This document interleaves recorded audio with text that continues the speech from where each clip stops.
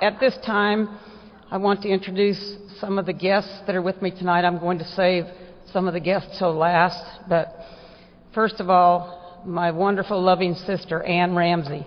Ann is over here at my table.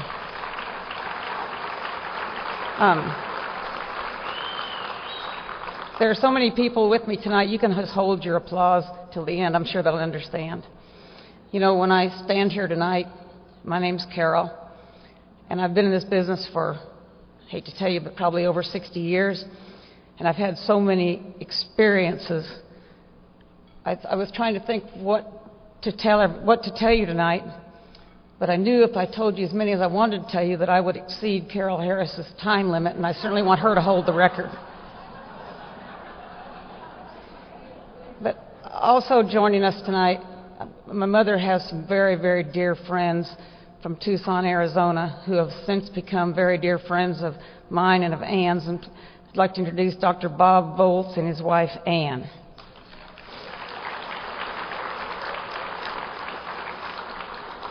And also want to introduce my stepson, Sam Rose.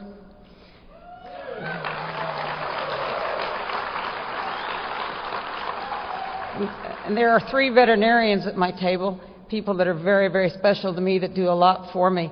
And I heard somebody walk by and say, Carol won't have to pay any vet bills for the next 3 years. But thank you for coming, Dr. Dixon Varner and his wife Trish from College Station, Texas. Dr. Joe Carter and his wife Terry from Norman, Oklahoma. And then probably one of the brothers I've never wanted, but I have, Dr. Charlie Graham.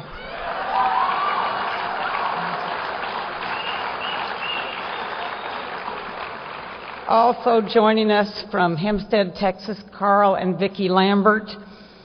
Todd and Eileen Wagner from Jackson, Wyoming. And I'm sure a lot of you have seen their 2 wonderful sons here. They came to surprise me. Trey Cooper Wagner and Will James Wagner and their precious children.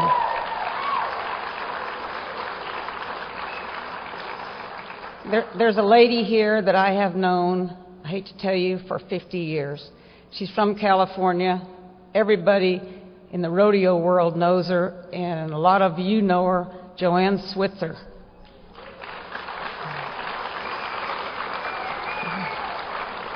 Joining Joanne tonight is her youngest son, who I feel also like he's my son, Jeffrey Switzer from Kansas.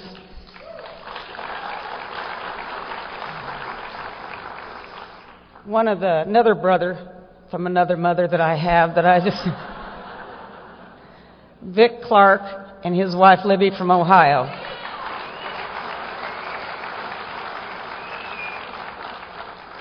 Another dear friend from Saskatchewan, Canada, Glenn Gable. Glenn, thank you for joining us.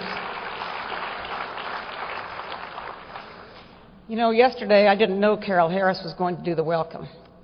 And it's amazing how, I guess you can say, great minds work the same way.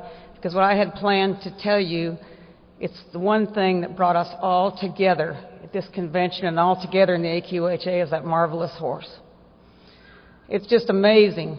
That horse has been my heart, my life. The horse has been all I've ever known since, you can see those pictures, since I was very, very young.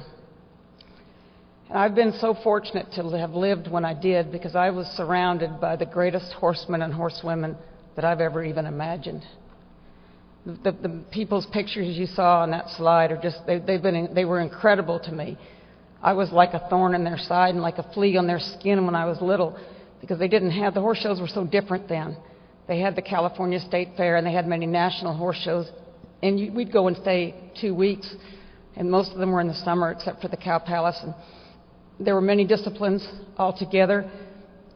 And I probably, the most I remember, besides don't talk so much and be quiet and get out of the way, were the horse husbandry that I learned. When I would spend time around those hunter jumper barns, I would see those horses with the beautiful leg wraps on, and they looked like they grew on there. And I would see the beautiful hair coats and the condition, and that just made a lasting impression on me, and something that someday when I grow up, I want my horses to look like that. So, I learned it hard and I learned it well. And when I first went to Texas in 1965, I went to show in a cutting, and I'd met Matt Locke, and he said, we're going to go to a cutting in Sweetwater tomorrow, and then we're going on to Odessa. And he said, we're going to leave at 4 o'clock in the morning. It starts at 8. And I said, how long does it take to get there? And he said, 4 hours. Well, you do the math. Where I grew up, where I was raised, you went early and you prepared your horse and you got ready for the competition.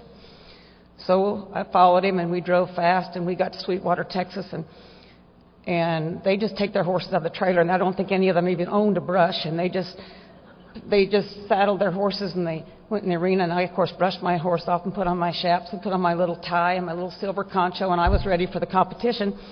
And I rode in the arena, and it was all men. I was the only woman, and I felt like I had a red light on my head. It was ridiculous. And so when I cut, and 2 judges, and I scored a 147. I have a memory like an elephant, and I'll never forget this. And so I won first. And all these Texans and all these cutters, they'd be in the coffee shop till 15 minutes before the competition in the morning. And, of course, me, I'd left really early and cleaned my stalls and fed my horse and brushed my horse and got ready for the day.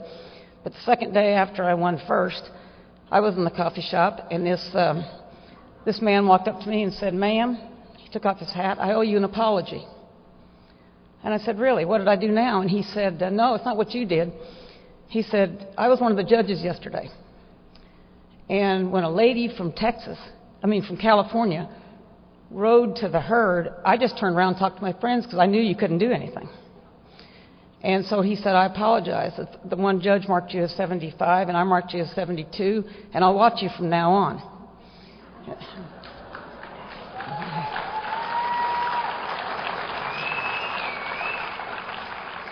But anyway, I finished college, and I moved to Texas, and I was hanging around a lot with Matt Locke, and I wanted to buy a brood mare. I decided, I think I need to do something else. So there was a mare for sale at a sale, and he sent me there. And I'd never been to a horse sale by myself before, but I managed to come home with the horse that he told me to buy. And then he said, what are you going to breed her to? And, of course, I wanted to breed her to Gay Bar King because I had a great cutting mare named Gay Bar's Jen. I was 4 times NCHA non-pro world champion, and I want another one like her. So I wasn't very familiar with Texas. And he said, I have a friend named Dr. Graham.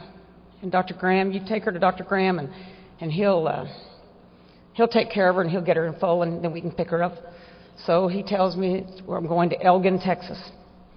I look on the map, and I see Elgin, which is Elgin. I'm from California, mind you. So I find Elgin, Texas, what I learned, it's really Elgin, Texas. So I get there, and this mare was really head shy. And, of course, my truck and trailer were really clean, and the mare was in bedding. In Texas, they didn't put bedding in the trailers in those days, but I did because I was from California. And I get her